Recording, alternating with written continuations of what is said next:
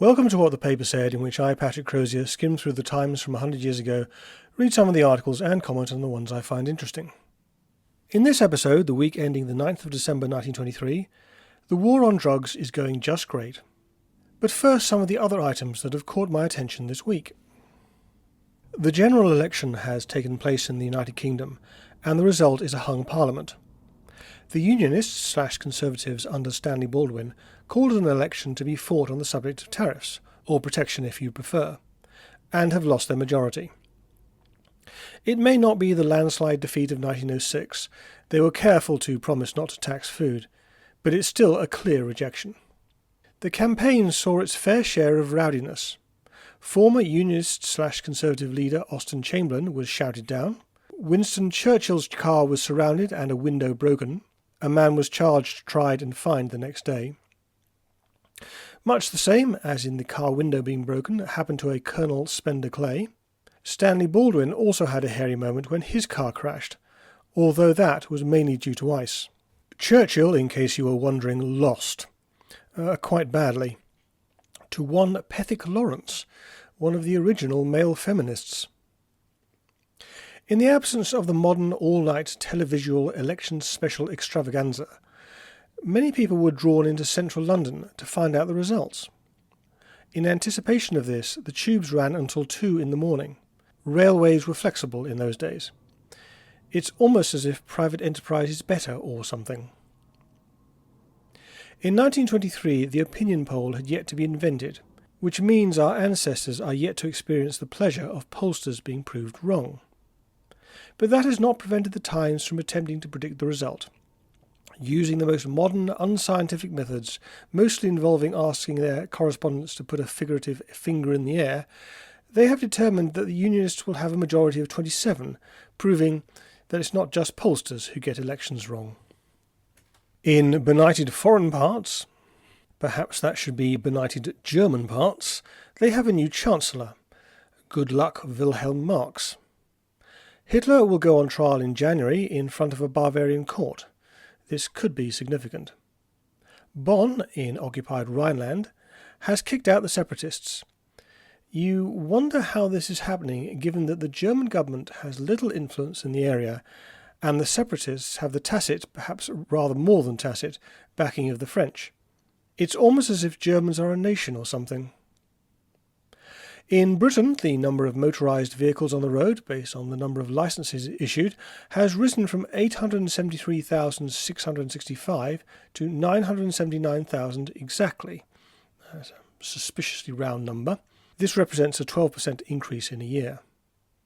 This despite the fact that vehicles of the day are slow, unreliable, uncomfortable, basic, and as mentioned earlier, the Prime Minister himself found out this week, dangerous. And there is a pre-existing and extensive network of railways, buses and trams. A few months ago I commented on the rise in the number of cases of forgery. The Times reported on another case this week. There have been a few cases of the livestock disease foot and mouth. Has this led to huge numbers of animals, including pets, being killed? No, it hasn't. Has it led to the election being cancelled, as it was in 2001? Again, obviously, no. The American government has abandoned development of the helicopter. I must confess I wasn't aware they were trying to do so. But they have done so because, as everyone, or at least everyone in government knows, the airship is the future. In the photo section there was a photo of a boat being seized by the American authorities for alcohol smuggling. Prohibition is still a thing in the US. The caption stated that the felon was a man called McCoy. This provoked the recall of a long-forgotten tale I once heard that the origin of the expression "the real McCoy" dated back to the days of Prohibition, when only a smuggler called McCoy could be trusted to supply alcohol of suitable quality. Could this be the real McCoy of legend? No. The expression dates back to the 19th century, according to Wikipedia. Talking of mood-altering substances, on Wednesday the Times published an article on cocaine. Perhaps no social legislation, combined with keen police vigilance, has had more effective and immediate results than that relating to the sale and possession of dangerous drugs, particularly cocaine. It would appear that the traffic in cocaine has now been reduced to a considerable extent, although it cannot of course be said to have been completely suppressed. This state of affairs is due primarily to the drastic penalties to which dealers in cocaine are liable. No figures presented here, although I am prepared to give the writer the benefit of the doubt when he says that there has been a reduction in cocaine's consumption. However, that is a long way from saying that there has been an increase in the general good. The cocaine habit is quite a modern evil in this country. It was introduced during the war and spread rapidly. I can confirm this. You will be amazed to hear that reading the Times from 100 years ago is no recent fad of mine. I was doing this, the reading rather than the YouTubing, from about 2010 onwards, so I was covering the period leading up to the First World War. I can recall only one occasion it came up before then. In those days, it was as easy to buy cocaine as it was to buy a cup of coffee. The drug was cheap and plentiful. One suspects they banned the wrong drug. The army authorities and the police made the danger. What danger? It would be nice if he had been specific here. The army authorities and the police made the danger perfectly clear to the government, and a regulation was passed under the Defence of the Realm Act, making it an offence, punishable by imprisonment for 6 months, to sell cocaine to any member of His Majesty's forces. Then it was discovered that the drug was being eagerly bought in large quantities not only by soldiers and sailors, but also by civilians, both men and women, and the regulation was amended, making it an offence for any unlicensed persons to buy or sell cocaine. Why was it popular amongst servicemen? To keep them awake, I would guess. You don't get an awful lot of sleep in a trench. At a later date, the DORA regulation, DORA was the Defence of the Realm Act passed at the outbreak of the First World War, which gave the state sweeping powers, was incorporated in the Dangerous Drugs Act, and the punishment was increased to 2 years' imprisonment. Still, the illicit traffic went on.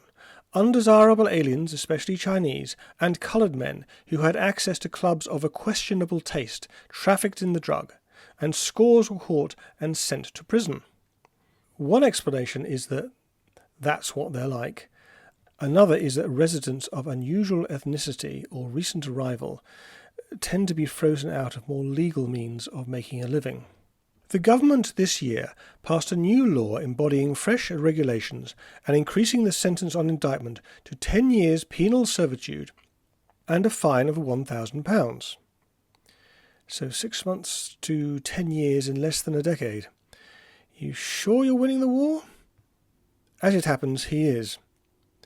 It is this recent act, with its accompanying heavy punishment, that has in the main been responsible for killing the cocaine traffic in this country. There will, no doubt, be a few isolated cases of trafficking in the drug, try not to laugh, and the necessity exists for maintaining the same strict surveillance of the police and the customs authorities. Otherwise, the evil is certain to break out again with as grave results. Again, what were those grave results? But to address the bigger point, this illustrates how the war on drugs goes.